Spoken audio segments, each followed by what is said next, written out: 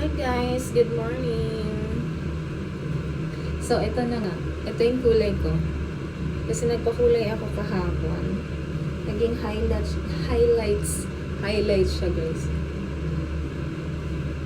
Diba? Pero ang ganda ng result. Ang ganda, nagustuhan ko yung result. And then, I did my nails. Ako na naman ang pumili dyan. So, ako yung laging pumipili ng kung ano yung gusto ko sa nails ko. Tapos sila na yung gagawa. And then, of course, our, how you call that?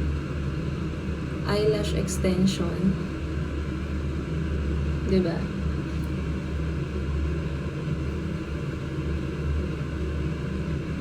Hindi tayo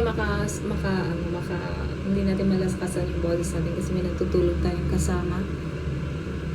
So, today guys, may mga ayusin lang akong bagay-bagay because I have a flight tomorrow. I'm so excited. Charis. Excited daw. Joke lang yun guys. I'm not excited. But yeah, I need to prepare everything na kasi aalis ako bukas.